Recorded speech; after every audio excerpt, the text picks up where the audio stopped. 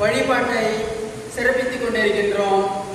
இன்றைய வாசகங்கள் நாம் பிற இனத்தார் போல வாழாமல் குணநலன்களில் கிறிஸ்துவ மக்களாக அவருடைய சீடர்களாக வாழ அழைக்கப்படுகின்றோம். இன்றைய நற்செய்தியில் வரும் பணக்காரனும் லாசரும் பற்றிய உவமை நற்செய்தியாளர் லூக்கா மட்டுமே குறிப்பிடுவதாகும். லாசர் என்னும் சொல்லுக்கு இறைவன் உதவுவார் என்பது பொருள். இவ்வுலகில் ஒன்றுமில்லாதவர்கள் இறைவனை அடைக்கலமாக கொண்டு வாழ்கின்றார்கள். உன் சகோதரனுக்கும் உன் நாட்டில் உள்ள வறியவருக்கும் தேவையில் உள்ளோருக்கும் உன் கையை தாராளமாக திரை என்கிறார் ஆண்டவர். எசையா 15:11. உலகத்தின் செல்வத்திற்கும் பொது படிப்பு பொருளாகி இந்த உப்பை பரிவிறக்கத்துடன் புனிதப்படுத்தியருள இவை தாழ்மையாய் வேண்டுகிறோம். ஆண்டவரே, உப்பு கலந்தை தண்ணீர் தெளிக்கப்படும் இடமெல்லாம் தீயோனின் தாக்குதல் அனைத்தும் தோல்வியுறச் செய்வீராய். தூய ஆவியார் உடனிருந்து எங்களை இடையராது காத்தருள்வாராய். எங்கள் ஆண்டவராகிய கிறிஸ்து வழியாக உம்மை மன்றாடுகின்றோம். ஆமென். முதல் வாசக முன்னுரை. ஆமோஸ் இறைவாக்கினர் இஸ்ரேல் மக்களிடையே உள்ள தீமையை கண்டு சினம் கொள்கிறார். வலியோரை வாழ்த்தி ஏழை எளியோரை வாட்டும் அநீதியும் பொய்யும் நிறைந்த சமுதாயமாக மாறிவிட்டதால் கடவுளின் சினத்திற்கு ஆளாகிவிட்டீர்கள். எனவே உங்களுக்கு ஐயோ கேடு. அதிலிருந்து மீண்டு வந்து நீதியையும் நேர்மையும் வளர்த்து கொள்ளுங்கள் என அறிவுரை கூறும் முதல் வாசகத்திற்கு செவிமடுப்போம்.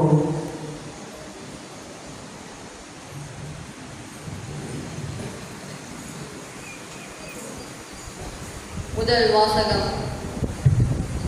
கிடையிலிருந்து வரும் ஆட்டுக்குட்டிகளையும் மந்தையிலிருந்து வரும் கொழுத்த கன்றுகளையும் உங்கோருக்கு ஐயோ கேடு. இறைவாக்கினர் ஆமோஸ் நூலிலிருந்து வாசகம். எல்லாம் வல்ல இறைவன் கூறுவது: சீயோன் குன்றின் மீது இன்பத்தில் இழைத்திருப்போரே, சமாரியா மலைமேல் கவலையுற்றிருப்போரே, மக்களினங்களுள் சிறந்த இனத்தின் உயர்குடி மக்களே, இஸ்ரேல் மக்கள் தேடி வரும் அளவுக்கு பெருமை வாய்ந்தவர்களே, உங்களுக்கு ஐயோ கேடு. தீய நாளை இன்னும் தள்ளி வைப்பதாக நீங்கள் நினைக்கின்றீர்கள், ஆனால் வன்முறையின் ஆட்சியை அருகில் கொண்டு வருகின்றீர்கள்.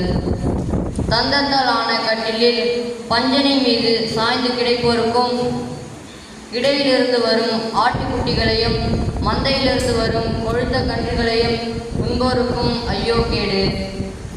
அவர்கள் வீணை ஒலியை எழுப்பி அலறி தீர்க்கின்றார்கள். தாவீதை போல புதிய இசைக்கருவிகளை கண்டுபிடிக்கிறார்கள். கோப்பைகளில் திராட்சை ரசம் குடிக்கின்றார்கள். இரண்டாம் வாசக முன்னுரை. புனித பவுல் விசுவாச வாழ்வு என்னும் போராட்டத்தில் ஈடுபட்டு நிலை வாழ்வை தமதாக்கிக் கொள்ள இவ்வுலக ஆசைகளில் இருந்து விடுபட்டு நீதி, பணிவு, இறைப்பற்று ஆகிய தோன்றும் வரையில் கட்டளையை அப்பழுக்கென்று கடைபிடித்து வா. திருத்தூதர் பவுல் தீமோத்தேயுவுக்கு எழுதிய முதல் திருமுகத்திலிருந்து வாசகம். அதிகாரம் 6 இறை திருவசனங்கள் 11 முதல் 16 முடிய. கடவுளின் மனிதனாகிய நீ பொருள் ஆசையிலிருந்து தப்பி ஓடு. நீதி, இறைப்பற்று, நம்பிக்கை, மன உறுதி, பணிவு ஆகியவற்றை நாடி தேடு. விசுவாச வாழ்வு என்னும் போராட்டத்தில் ஈடுபடு. நிலை வாழ்வை பற்றிக்கொள். அதற்காகவே அழைக்கப்பட்டிருக்கிறாய். அதனை முன்னிட்டு பல சாட்சிகள் முன்னிலையில் விசுவாசத்தை சிறப்பாக அறிவித்தாய். அனைத்துக்கும் வாழ்வளிக்கும் கடவுளின் முன்னிலையிலும் போற்றி விழாக்களை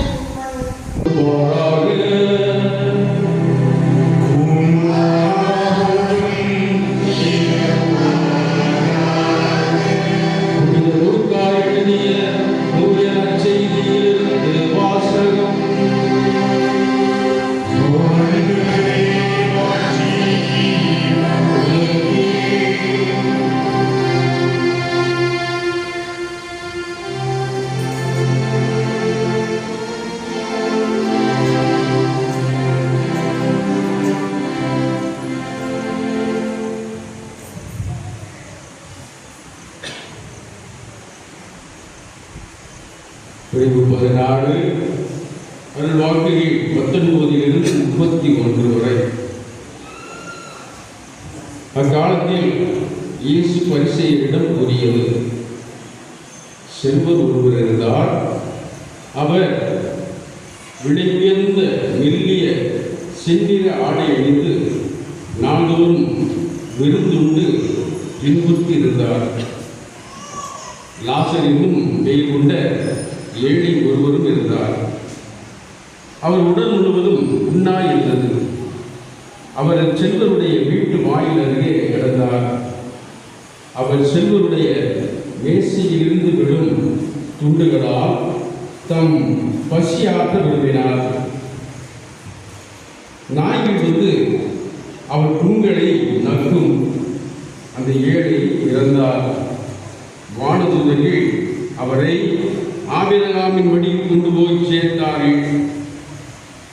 செல்வரும் இறந்தார். அவர் அடக்கம் செய்யப்பட்டார். அவர் பாதாளத்தில் வதைக்கப்பட்ட போது குடும்பத்தை உருவாக்கிய பொழுது, மனிதன் வலியை பெருக விரும்பிய பொழுது,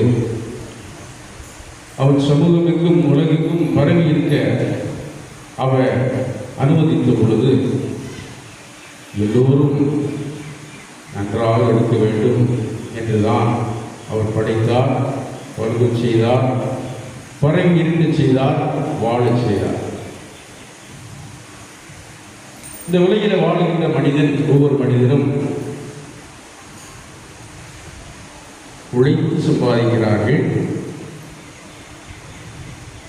கடின உழைப்பால் சேர்த்து வைக்கிறார்கள். செல்வத்தையும் சேர்த்து வைக்கிறார். உழைக்காதவர்கள் இருக்கிறார். உழைக்காதவர் உண்ணலாகாது என்பது திரும்பி விடும். உழைப்புக்கு மதிப்பு உண்டு, செல்வத்திற்கும் மதிப்பு உண்டுதான். செல்வம் தேவைதான், மனிதனுக்கு தேவை. அந்த செல்வத்தை பெற்றிருக்கிற மனிதன் தன்னுடைய உழைப்பால், தன்னுடைய தியாகத்தால், தனது முயற்சியால் அவன் பணத்தை சேர்த்து வைக்கலாம், பதவியை ஏற்றுக்கொள்ளலாம், செல்வாக்கை பெறலாம்.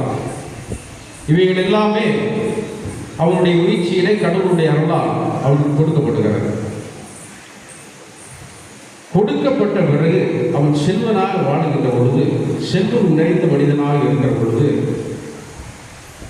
நான் தான் எல்லாவற்றுக்கும் ஆதிகாரம், நான் உழைச்சல், நான் உழைத்து சம்பாதித்த பணம், நாம் படித்து கஷ்டப்பட்டு முன்னேறி பதிவு பெற்ற பதவி, நான்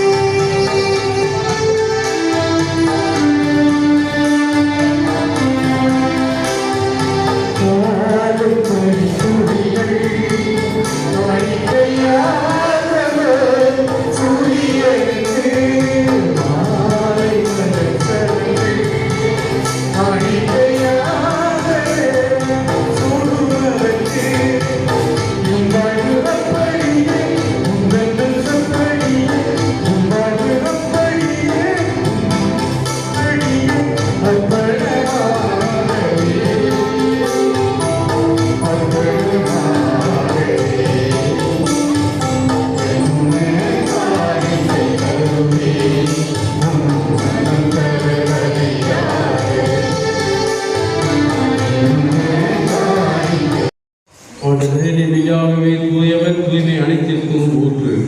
ஆகவே ஒரு ஆவியை குடிந்து இக்காணிக்கைகளை தூய்மைப்படுத்த உண்மை வேண்டுகிறோம். இவ்வாறு எங்கள் ஆண்டவர் இயேசு கிறிஸ்துவின் உடலும் இரத்தமுமாக எங்களுக்கு இவை மாறுபடுவாக.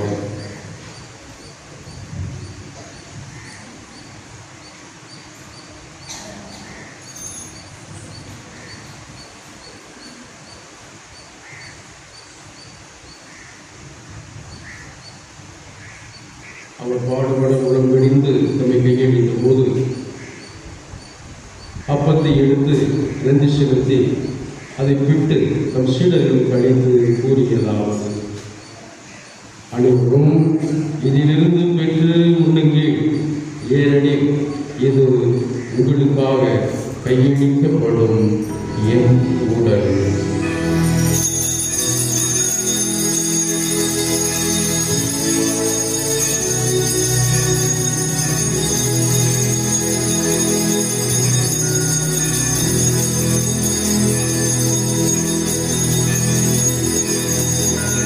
கிண்ணத்தையும் எடுத்து மீண்டும் உமக்கு நன்றி கூறி தம் சீடர்களுக்கு அளித்து அவர் கூறியதாவது: அனைவரும் இதிலிருந்து பெற்று பருகுங்கள், ஏனெனில் இது புதிய நிலையான உடன்படிக்கைக்குரிய என் இரத்தத்தின் கிண்ணம். இது பாவ மன்னிப்புக்கென்று உங்களுக்காகவும் பலருக்காகவும் சிந்தப்படும். இதை என் நினைவாக செய்யுங்கள்.